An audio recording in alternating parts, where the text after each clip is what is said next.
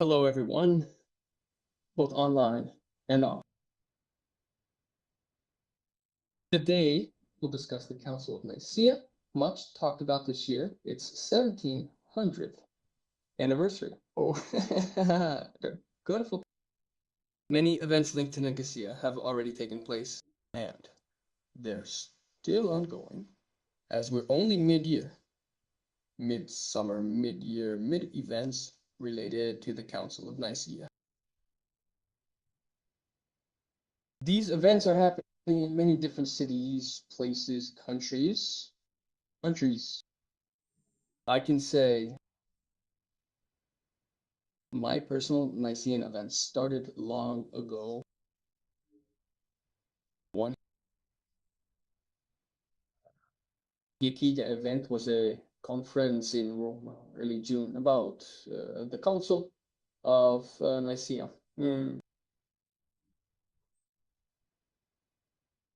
Organized by the International Orthodox Theological Association, IOTA.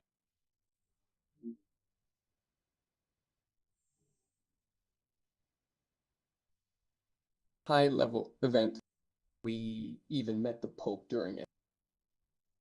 And more Nicaea events are coming. They will continue. For example, I'm scheduled for mid-August, a lecture in Stockholm. On this, early September, a big conference in Santiago, Chile, also on Nicaea.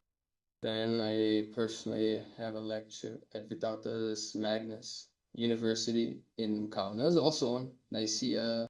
Very diverse events. I even wanted a nice conference into Timor-Leste, East Timor, one of the world's poorest, least developed countries, recently independent out of the area. Ethiopia started out with a world event, and it's Catholic. My Singapore friends and I planned a conference there too in Timor-Leste, so that everyone would talk about Nicaea, and also talk about holding a conference about Nicaea for the Maori people. That's New Zealand and the South Pacific region. So we preach Nicaea to everyone, and that's very telling because I wanted to talk about that today. How did it happen that Nicaea became so super popular that it's talked about from New Zealand to East Timor and to Kaunas and Stockholm, not to mention Rome and Kiev. Which Rome is that, and Kiev, but that everyone's talking about. Nicaea. How did it happen that? Well, it's actually quite unprecedented because even in the best of times, when Nicaea was proclaimed as an ecumenical council, as a general imperial event, in China, for example, they didn't know about Nicaea at that time, even though there was a Chinese empire. They didn't know about Nicaea at this time on, the Arabian Peninsula, which at that time was still very pagan. There were, of course, connections with the Roman Empire, but who there had heard of this Nicaea? So Nicaea was very important for the Greco-Roman world, but it was not yet important for the rest of the world outside the Greco-Roman world. Now, Nicaea is more than ever, even in the best times of Byzantium, the best times of its reception, has become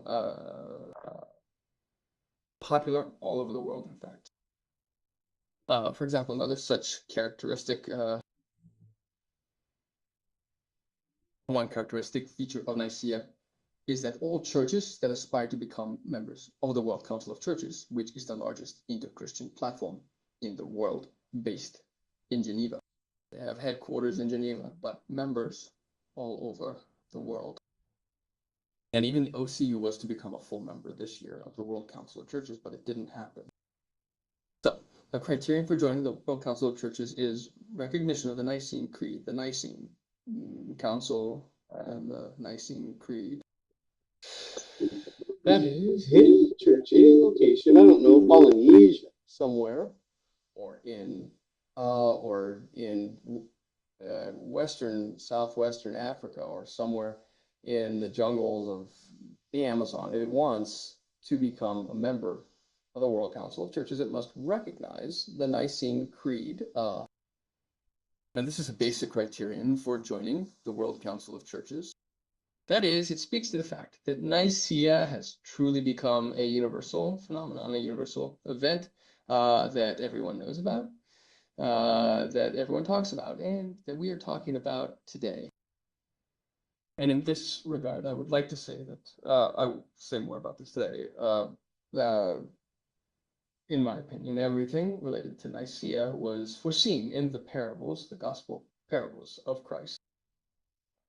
In particular, about the parable of the seed, which is small, but when it sprouts, it turns into a big tree. And this is, in fact, we can say it is a symbol of Nicaea. Nicaea was initially was something very insignificant, very small, very marginal, like a small seed, and then grew into such a big tree. So we're talking about it all over the world, all over the world. But before Nicaea, there were many other events and many other ideas that, as in a mosaic, were embodied in Nicaea. The Council of Nicaea and its reception is like a vast mosaic, a grand mosaic, like the stunning mosaics preserved in Istanbul, in Hagia Sophia, or the Chora Monastery. Magnificent, huge mosaics with countless tiny stones that must fit together. And you see these stones as a pattern, a mosaic. Now, there's a rule about mosaics is a visual art form that can't be viewed up close. That's rule number one to understand a mosaic. Unlike, say, paintings, where you examine the details like a Bohash painting, where you scrutinize every detail, because he paid such close attention to each one. Mosaics don't work that way. You need to step back to see it all together for the stones to merge into a picture. Nicaea is such a mosaic. You need some distance to see the big, majestic picture. Because if you focus on the details, see Nicaea as just stones stuck to a base. It's not as impressive. It's impressive. You see the imperfections. And things out of place, a stone the wrong color, something not quite right. Now, there's criticism of Nicaea, saying it was convened to solve issues.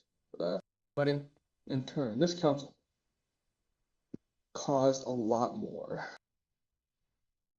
It was meant to fix things, but became a problem itself. And that problem took ages to resolve. Painfully, with much effort. Many disputes, a very complex process. At one point, Nicaea was in fact rejected. After Nicaea, there was a time when they used a Roman process, the harshest in the empire.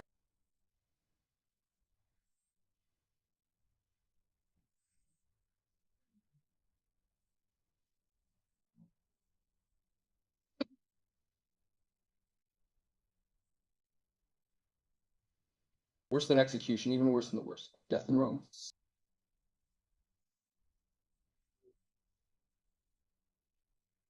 Crucifixion.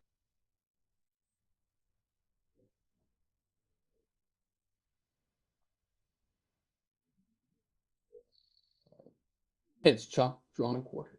All that. What they read about martyrs, visualized in icons. All that existed in the Roman Empire. But worse was oblivion.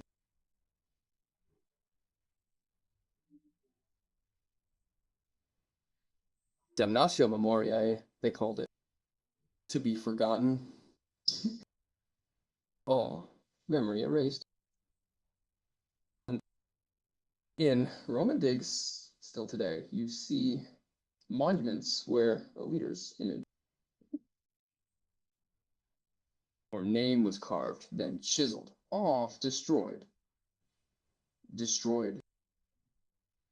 as part of damnatio memoriae.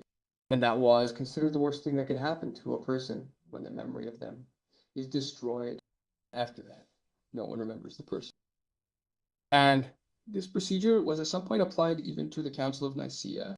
That is, they wanted to forget about it completely, because it created far more problems than it solved.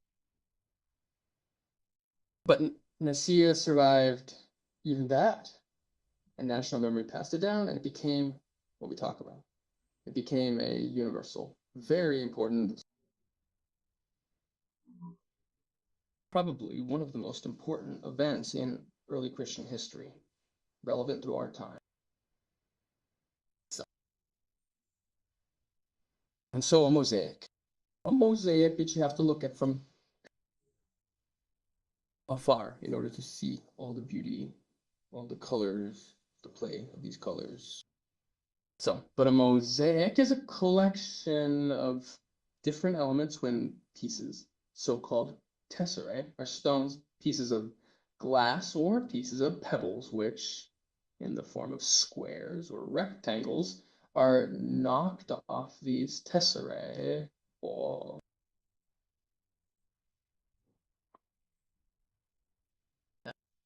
so we today, right now, we'll see. We will look at some of these tesserae, at some of these stones, which had a very ancient Greek origin, from which Nicaea was then composed.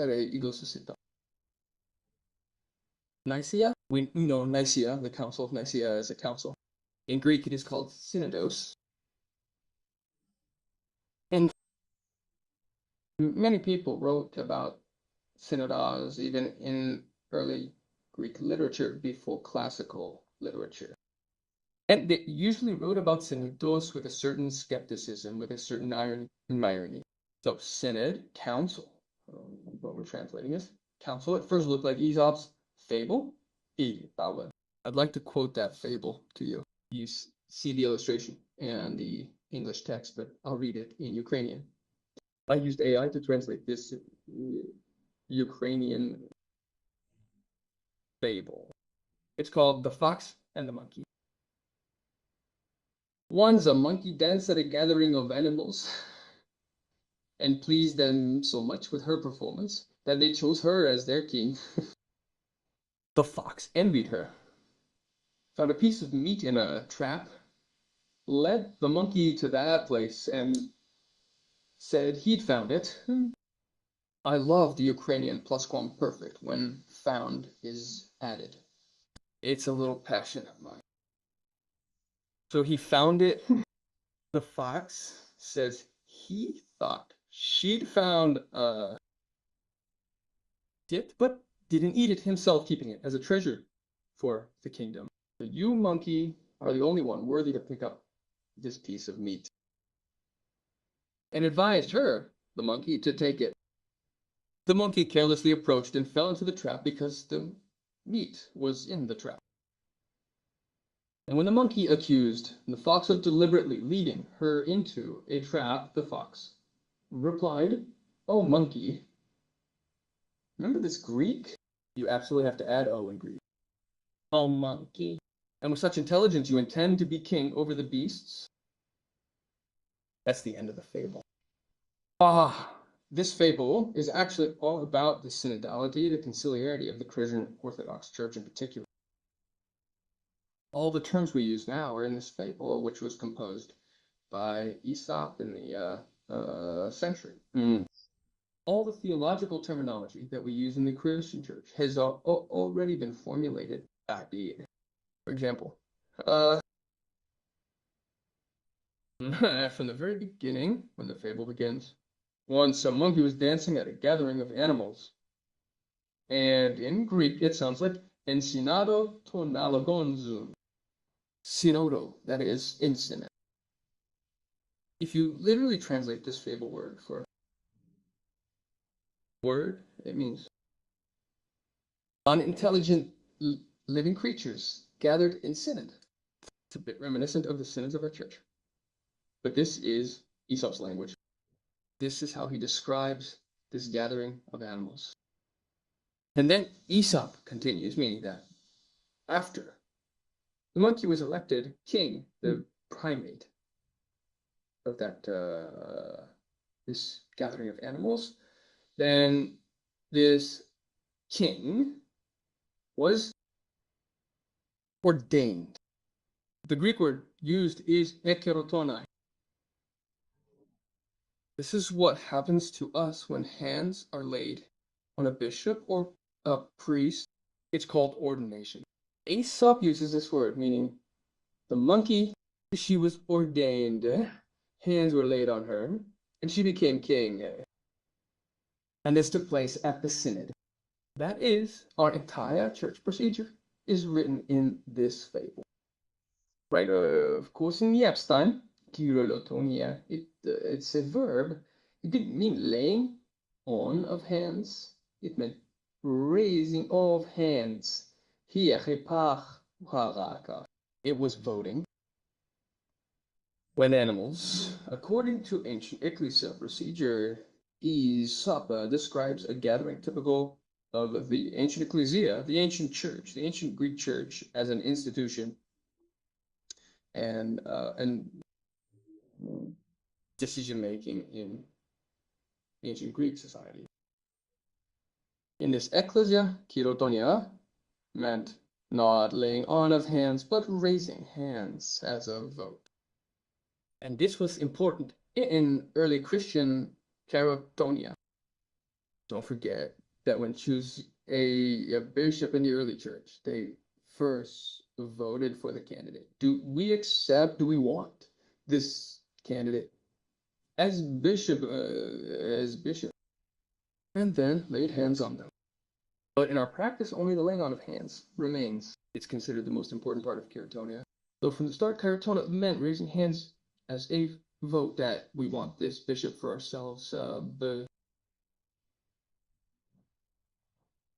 So we see all this in Aesop. He describes the process of conciliarity, synodality in the Christian church. And importantly,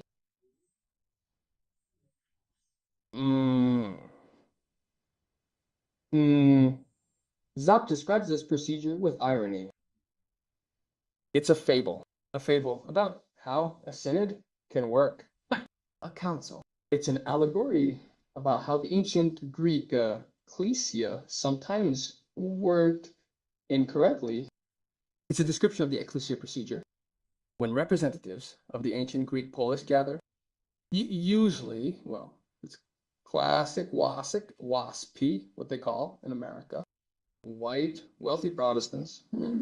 In ancient Greek city-states, they were rich men, and that's it. Everyone else was excluded from the ecclesia.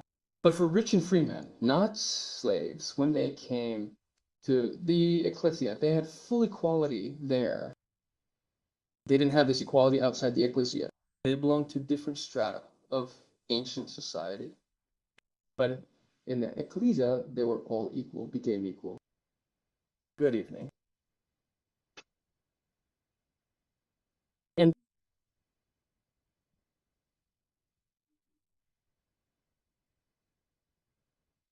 Aesop actually describes this situation.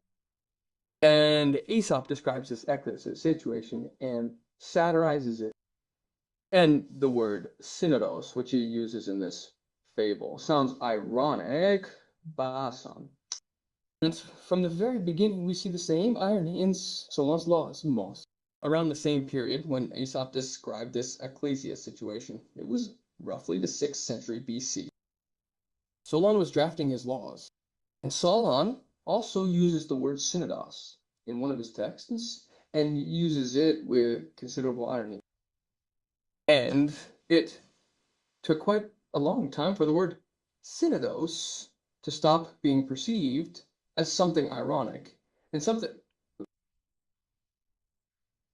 ambivalent, and to be perceived as something sacred, super important, and fundamental for religion, for the church, for the Christian church in particular. This evolution of the term synodos means that there was an evolution of the very concept of synodality and conciliarity, and this evolution continues. This is a very important point to remember, that the institution of the councils became sacral, but it still evolved, it still developed, and it continues to develop to our time. And all the time things change, both in procedures and in the idea of unity. And the very idea of the Nicene Council, it also resulted from evolution. Remember, we said that these are different pieces of glass tesserae, which come together and they form this large harmonious panel. It takes time, it takes preparation, it involves certain procedures that must be carried out. And in this case, it's about the evolution of procedures that eventually led to Nicaea, to the Nicene Council. And after the Nicene Council, this evolution continued and continues to this day. Very paradoxical and unusual, I would say, even shocking, was the fact that early Christians chose the word synodos for their most important gatherings, for their councils, Well, how very shocking it is that they chose the word ecclesia for their gatherings, because we perceive it as something natural. Well, how else to call a church if not a church? How else to call a synod a council if not a council? It's perfectly logical. But it's logical for us at the top of this evolutionary process, or at the end of this evolutionary process. At the beginning of the evolutionary process, it was not at all obvious that these words should be used for both ecclesia and for the council. The choice was not obvious behind these words. The choice was, I would say, a challenge. A shock to some. Why ecclesia? Because ecclesia was an institution of ancient Greek society, which we have already briefly mentioned. Ecclesia was a political institution. First of all, it was like a parliament in our time. So early Christians chose not to call themselves God's people, or say Laos or subjects of God's kingdom. All the pious rhetoric of the Bible could easily have been used to name Christians, but they chose a word that went beyond biblical terms. The Septuagint translated Kahal Yahweh, meaning God's people, in Hebrew as ecclesia. So ecclesia was used as a translation. But it wasn't an authentic religious or biblical term. Authentically, it meant part of ancient Greek procedures. It was part of ancient Greek democracy, the Greek Republic, a part of their political decision-making. Imagine Christianity starting now, not in the 1st century, and Christians want a name. They decide to call themselves, say, the Rokov Narada.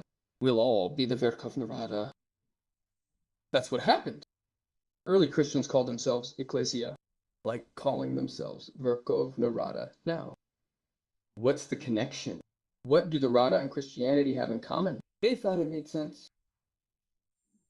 For early Christians, ecclesia implied equality, at least within itself, the right to isegoria and isonomia, equal IDC, equal law for all. It's communication. The fact that we gather together, we solve issues together, we together. Oh yeah, by the way, during ecclesia, gatherings in ecclesia, well, those who gathered, they brought sacrifices to the gods, they prayed to the gods, they appealed to the gods, they appealed. So these were also religious, of course. Religious events like, by the way, Olina, in ancient Greek theater. Ancient Greek theater, that was also a religious act. It wasn't just entertainment, it wasn't just fun, it was a religious act. In fact, it was believed that this space, the theater space, the theater stage, is a sacred space where gods are present, where gods speak through actors, through the mouths of actors, where gods intervene in people's lives, especially since virtually all productions were on themes from Homeric epics. And Homeric epics are practically like the Bible for Christians, or the Quran for Muslims. It's a story through history about how gods cooperate, interfere in people's lives, or don't interfere in people's lives. Homer describes exactly this in both the Odyssey and the Iliad. So these are stories of people, but these are interpreted stories. If we simply remove the entire metaphysical divine element from these stories, we'll just see a guy who went to war, then returns from war. It took a very long time to return because he lingered with that woman, somewhere there, he had some adventures, somewhere there. Well, just a normal story. Homer describes it as gods interfering, Athena fighting Hera, arguing with each other. It's an illustration. The story shows how gods cooperate and affect people. The Bible's the same. It's just a collection of stories, right? About the people, how they appeared, went to Egypt, left Egypt, had adventures, fought everyone, tried to destroy them, and vice versa. A normal story for the ancient world, but the Bible interprets it as God acting through these stories in the community. It's the idea of ancient Greek theater, a story told on stage, usually from Homer, about gods interfering in people's lives. It's largely the metaphysical space of ancient Greek theater. That idea of metaphysical space remains, I think, in Japanese or Chinese theater today. Even more so, I think you've all seen the story of the Ukrainian sumo wrestler who won all the awards in sumo. That's sumo. It's the closest sport to ancient Greek theater, I think, because sumo has that arena. I was at a sumo tournament. It's impressive. The arena, two burly men pushing each other out. That's the main idea of sumo. The idea is they push each other out of the sacred space. The idea is who stays in the sacred space, who remains the god's favorite. Right. And who leaves this space where the gods transmit their favor, give their preference. Yes. Who's more favored by the gods? They stay in this space, listed on the sumo. And in ancient Greek theater, the same idea. There's a space, and in this space, actors act, and they interact with the gods, and people see it. They participate because Greek theater, it was immersive, and they also participate in this mystery, in this mystagogy, so to speak, theatrical. So the ecclesia in this sense was also such a sacred space. And that's also one of the reasons why, even though some political decisions were made there, it was still seen as a part of Greek theater, and it was seen as a place of presence of something sacred, metaphysical. I'll show you a couple of photos of ancient ecclesiae that I took. I'll come back to this photo because it reveals some things. This is a classic ecclesia. This is in the city of Paestum, ancient Greek Poseidonia. It's southern Italy, a little south of Naples. Natalia, haven't you been there? You should. It's a UNESCO site. Very nice. Interesting place there. Yes, you've been there, right? Yes. Uh-huh. By the way, that's where Igor, the Polish artist, you know, the one who decorated the doors of the Santa Maria degli Angeli Basilica in Rome, placed his statues, Shitatates, elected.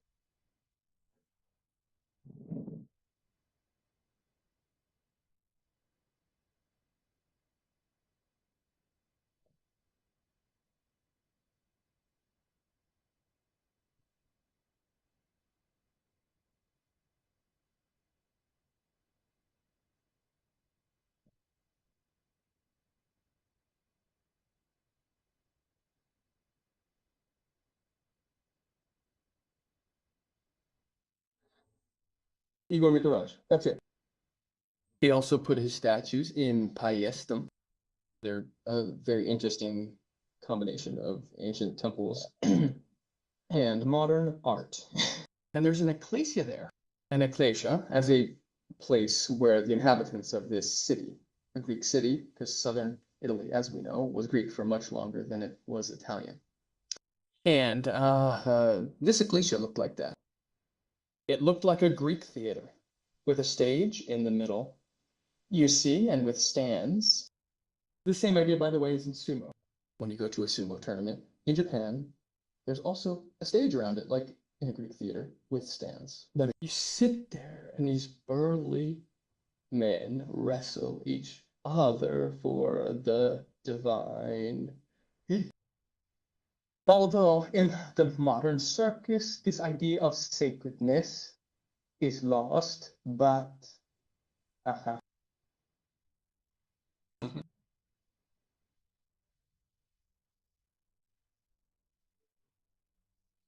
yes, right. That's true. That's true. But in the idea of sumo, more than anywhere else in European culture, the idea of the sacredness of this stage has been preserved. Although there's sand there, it's literally a sand arena. So, and you see, this ecclesia in Paestum is actually like a sumo arena. I'll show you a few more ecclesias. Now, this is an ecclesia in Messina. You see, this name, that's in the Messinian language. That's what Messina was called in the Messinian language. It's not Greek. She's been forgotten since the Spartans conquered Messenia and established their colony there. The Messenians fell victims of Spartan colonialism. They had their own distinct ethnic civilization. But even in that civilization, there were ecclesias. This is the Messenian ecclesia. It also looks like a theater, but it's a gathering for representatives of the Messenian polis, where they made decisions. Ecclesias usually made the most important decisions, like declaring war or truce, or if someone had to be punished with death. That was decided exclusively in the ecclesia. At a lower level, matters of life and death couldn't be decided. Only those.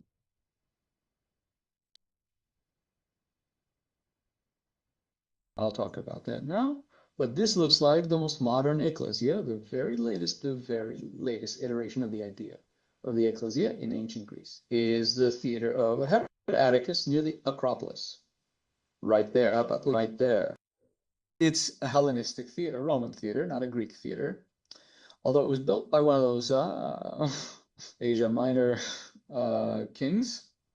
But those little kings, of which there were many in the Hellenistic period in South Africa, in Asia Minor, and they were very rich. They didn't know what to do with the money. They were going crazy from this wealth. And the most conscious ones, dictators, like this one, for example, the Herodotus. There are various very nice concerts happening there now, near the Fin. This is one of the concerts I attended. This is my photo, and I attended a concert of Icelandic music, very minimalist there. But this was where the ancient Greek ecclesia met, right before converting to Christianity.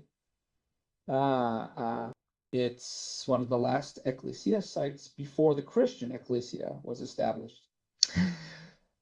Before that, in Athens, the ecclesia met on the Pneix, a hill near the Acropolis. You can see the Acropolis from there. I was there just 3 weeks ago, passing right along this road.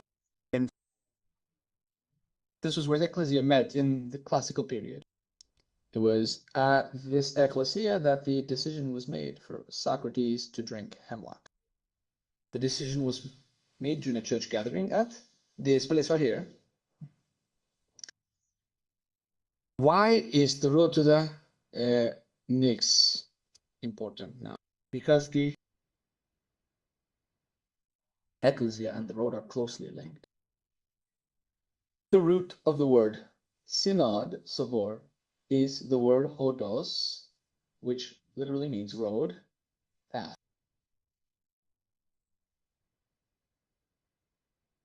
And it's interesting that in ancient Greek authors, we see them using the words synod, sobor, and ikaia, churches, as synonyms. They put them in the same line, separated by a comma. Well, commas didn't exist then, but in modern editions, they put a comma there. That these are all essentially the same concepts. Sobor, church, and ecclesia. And so it's very natural that people walk a road to the ecclesia, to the place where decisions are made on behalf of the polis. The road has symbolic meaning for the ecclesia because the road, the word hodos, is the root of the word synod, skinod, sobor, mar. Because to gather together, you have to walk a path.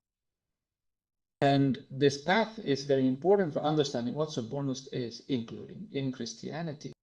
So for bishops to gather and decide church matters, they had to go on a journey, overcome a path. And these bishops were called by the same word as the council. Only in Greek, by the way. Even the Greeks didn't know this. I myself dug up this little nuance of the word's use in Greek. So the word council in Greek, synodos, despite ending in os, a masc, his feminine is his feminine synodos. It's a paradox. Just know it. All Greeks know synodos is always synodos, meaning council. But there's a tiny nuance in Greek usage. Rarely, synodos is masculine. Oh, synodos, synosigma, sygidos. Then it means one who participates in the council. A person at the council. O synodos participates in synodos. Most Greeks don't know this. Surprise them with it, they'll be shocked. But it's vital to our discussion because one who's at the council, O synodos, participates in synodos. And in synodos, the las dirabut word odos, meaning path, is present. The path is key. No path, no council. If you don't take a path, you won't reach the meeting place where the council gathers and can't decide anything. Then there's no conciliarity. Conciliarity can't exist in the church. There can be no church without a path. So that's why even with the Pnyx to get from the Agora, because the road from the Acropolis, from the Agora, where all Athenians lived, to the Pnyx, the slope where the Ecclesia gathered, you had to take this very path, meaning if you didn't take this path, you wouldn't reach the Ecclesia, and all of Greek democracy would be non-existent. It couldn't exist without this very road to the Pnyx.